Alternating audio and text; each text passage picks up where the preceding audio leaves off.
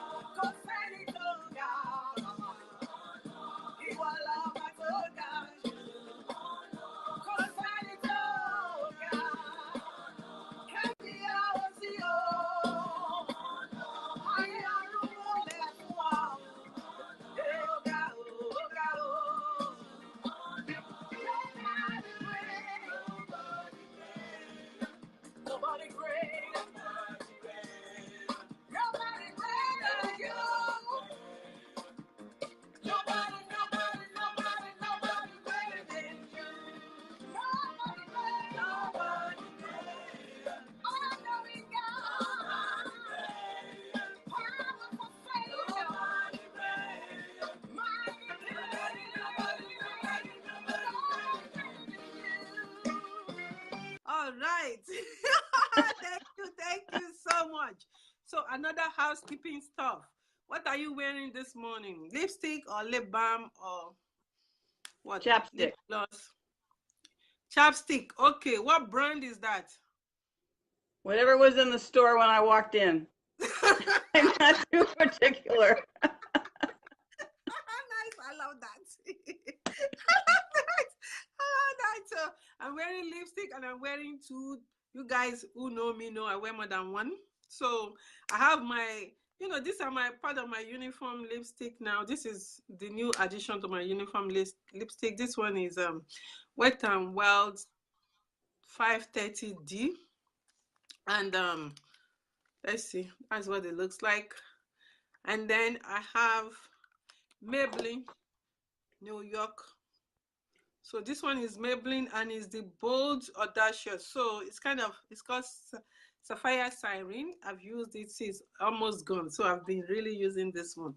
And I'm going to use it till it's done. I will dig in the hole too and use everything. I want to get all the worth of my money. So anyhow, thank you so much again. As you know, the name of the show is called Lipstick, Lip Balm, and Literacy. And we have a fabulous author for you this morning, Phyllis Moore. Thank you so much, Phyllis, for coming on the show.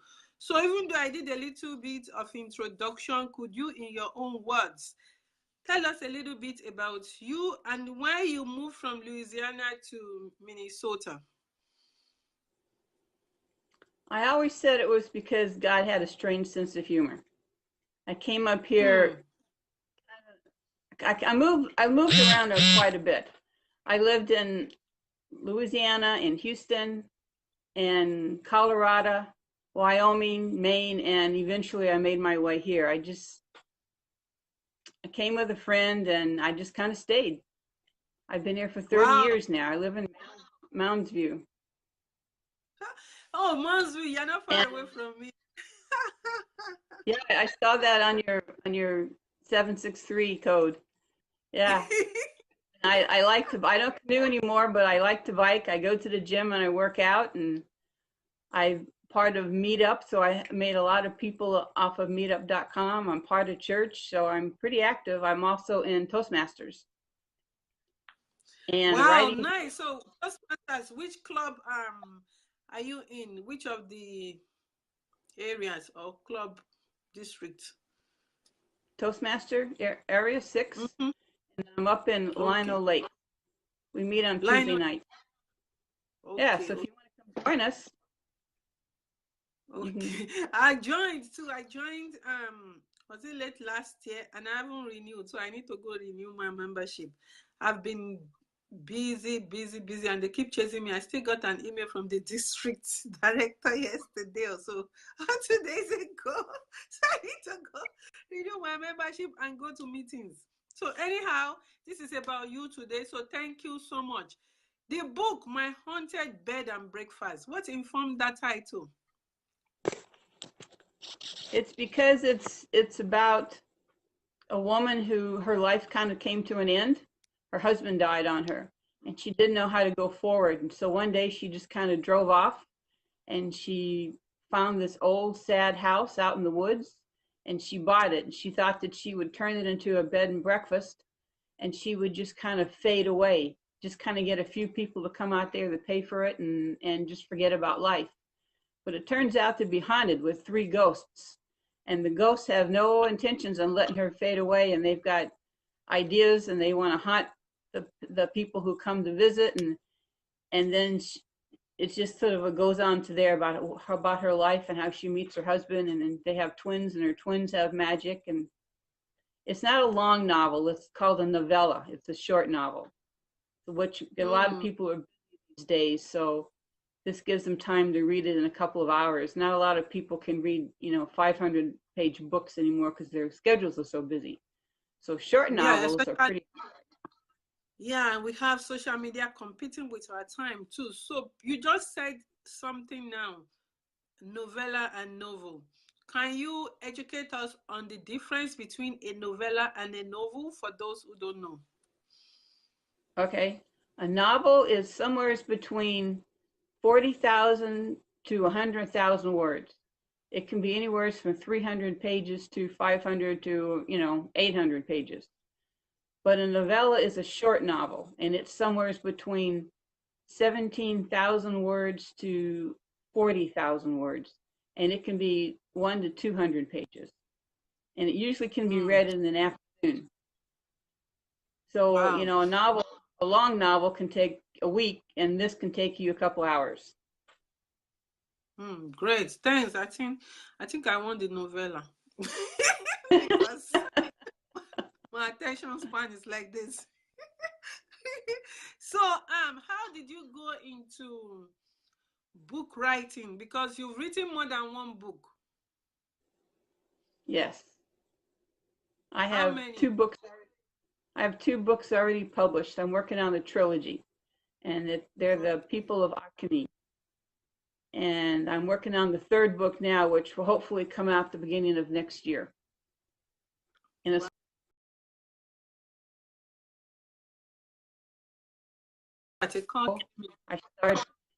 started writing them down, and then I started reading books and took classes, and here I am now. My 3rd book is published. So how did you get into the book writing? Was it through classes or through meetups? Yep, I took classes. at the loft. Well, I went back to junior college and took some refresher English courses. And then there's a loft writing school here in town, so I went to that. And I read a whole bunch of books on how to write. I have a nice library. In fact, if you want, I'll show you. I'm just sitting Sure. right next. These are some of my books that I've read, and they're all about writing. Wow. And then, of course, there's the library. There's an endless number of books at the library, so I never run out of books to read. Oh, good. So would you say that someone who wants to write but is scared or don't know how to go about it can take classes or start building up a library of books to start learning the process? Yep. And also joining writing groups. When you go to the loft, it's a good place to find people who, one thing that the loft does, the classes at the loft, is they critique each other's works and tell you what's good and how to improve. And it teaches you how to critique your work and other people's works.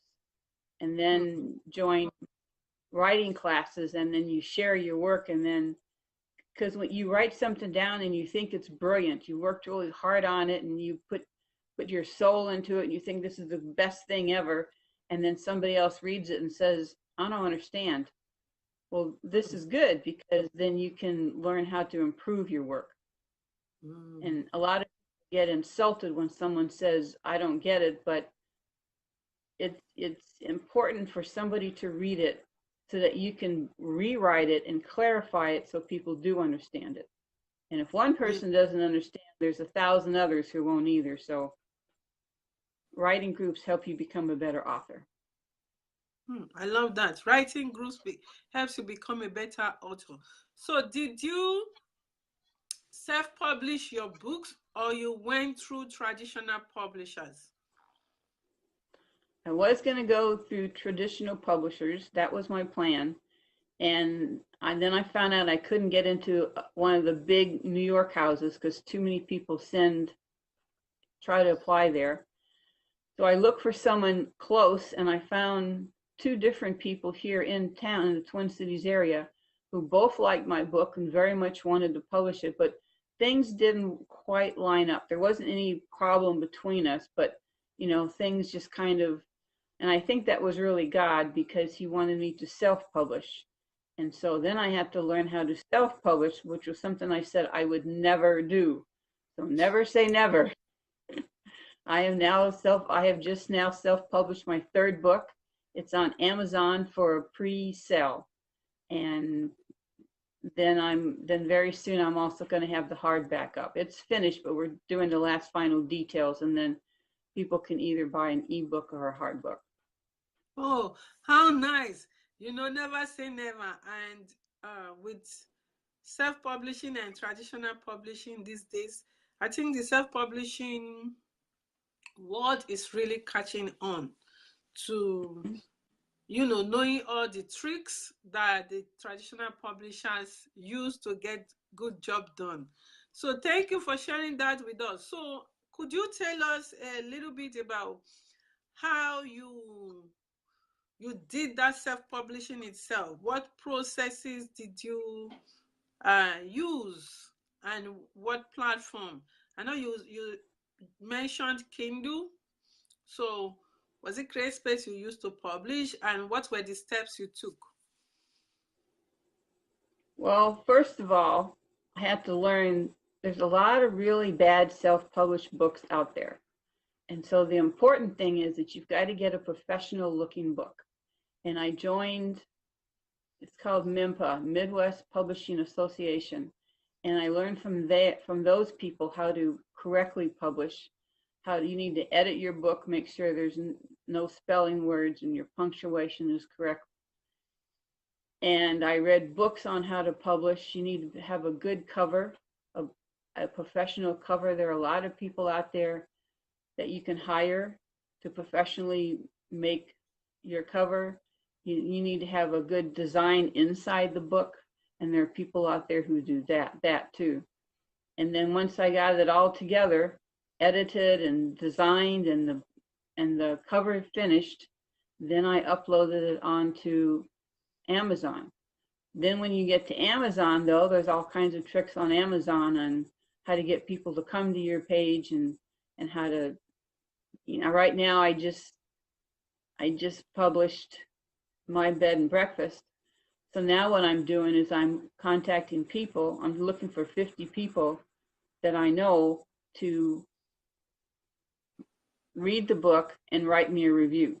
And some of those people have already bought books offline, and so people are already selling the books offline.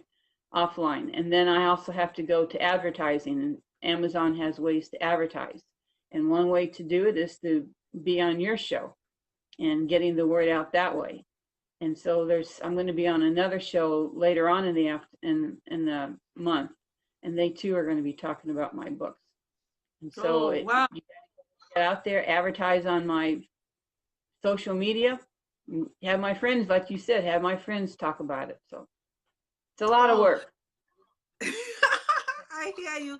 And please, my people, the link to get our book is in the description of this video. So for those of you watching us here on Facebook, kindly click that link to go get your own copy. And if you are watching this on YouTube, the link is in the description below. Go and get your copy. And if you happen to be watching us on TV at home, the link is on the screen. Grab that link and go and get your own copy of this book, My Haunted Bed and Breakfast by Phyllis Moore. So you just, I think you've answered one other question I wanted to ask about marketing. Aside from getting some people to go get copies and write you reviews and coming on a show like this, what other steps are you taking to get the word out or to promote the book for sales? I also go to book fairs. I'm going to be in a book fair come this fall in Anoka County. They haven't decided a date yet, so I can't tell you when it's going to be, but he thought it would be in either September or October.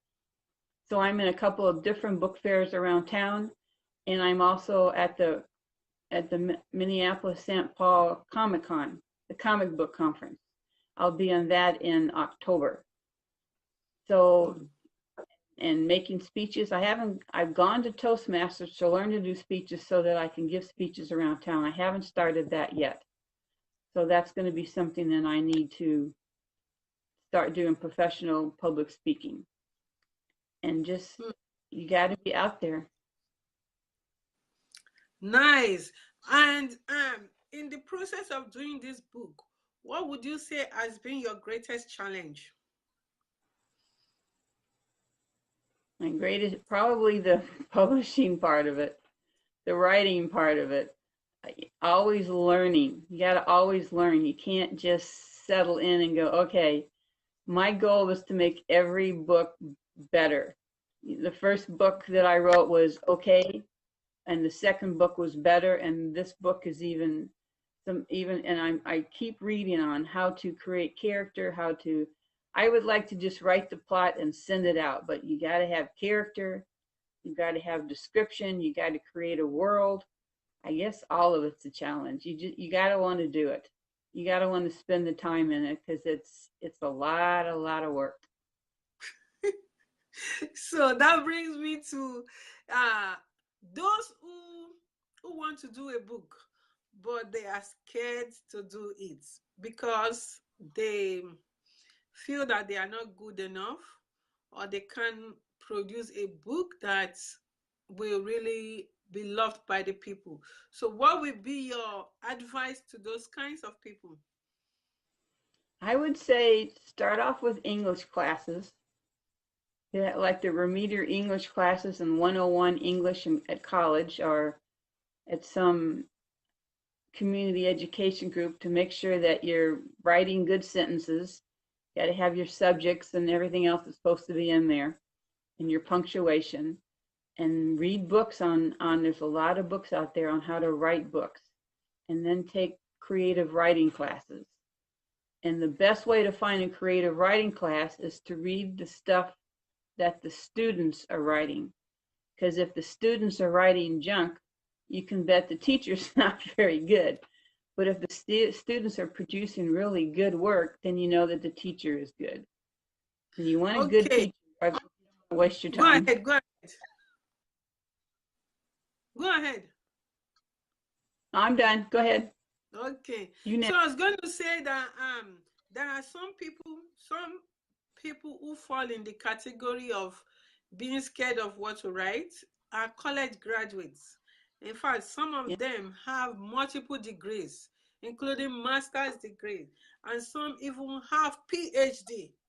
So what would be your advice for those who fall in that category of even getting to a high level of education, but when it comes to becoming a published author, they are just scared and they want it, but they are scared to move forward to do it? Because I've seen these people. That's why I want, some kind of help for them to be able to do that thing they desire. I have known people like that too, that are too scared. And you need to find a safe place to go. Sometimes it's your family, sometimes it's a writing group. You need to find some place that's safe where you can, because a lot of people are afraid to show their work to anybody. But if you never show it to anyone, you'll never get out of it. You have to find a place and people that you trust and show them your work and be courageous. Not everybody I know reads my work. My brother and my cousins don't read my work, but that's because they don't read fiction. But they love me, and that's what counts. So I couldn't go to my cousin and say, here, read this, because my cousin doesn't read.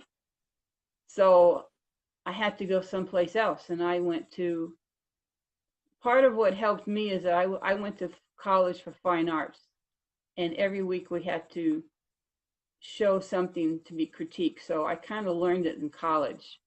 But I understand that outside of college, people might not have the courage, but there's some beautiful writing going on out there, and you will never get it if you don't try. And all I can say is find someplace safe and share it with people. Find people who read the kind of things that you write, and don't be afraid of them telling you to improve. I had a girlfriend who read one of my stories. Well, the first book I published, she read it and said, it's boring. I don't care what happens to this character. And it was a great thing for her to tell me, because I was wasting my time. So I put the book off to the side, worked on other stuff, and came back to it a few years later. It's published now, and people love it. But you don't be afraid of people saying they don't like it. And I even had friends when told me they liked the story, but they didn't like the main character because she was too negative. So I made her less negative, and now everybody loves her. So listening to people's advice helps you improve. And they're not telling you, they're not trying to be hateful, they're trying to help. Okay, I'm done. Thank you. I know it can be so hard to take negative feedback. But it is. Sometimes the negative feedback are really helpful in terms of improvement. And that's why I like this guy's quote. I think it was Bill Gates. Was it Bill Gates?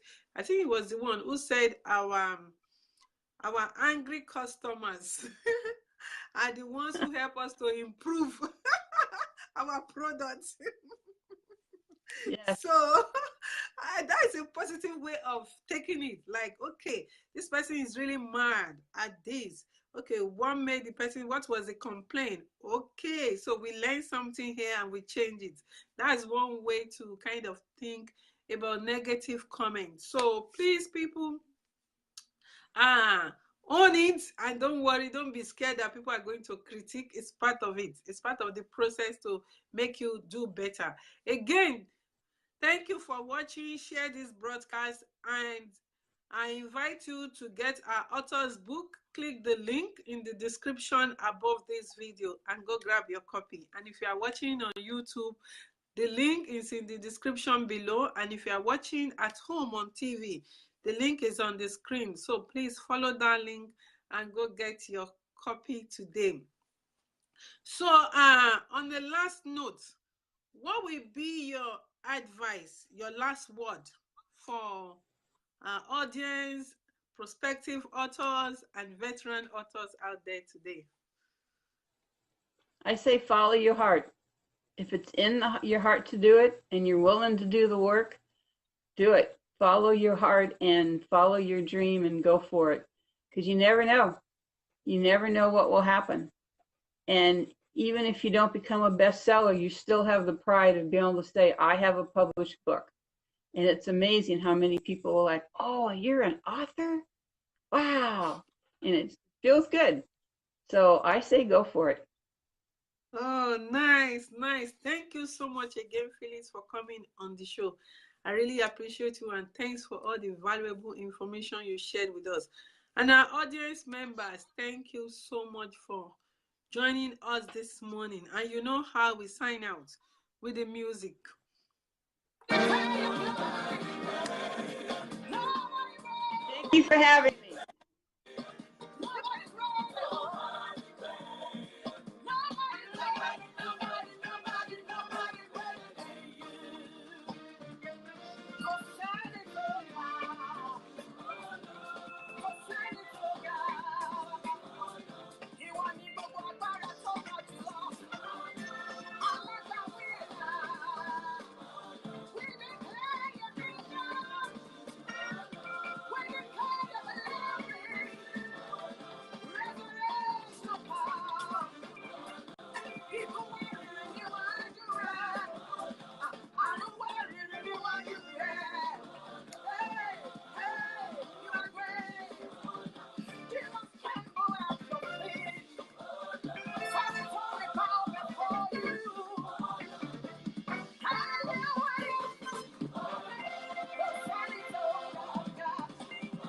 That is it, and thank you so much again.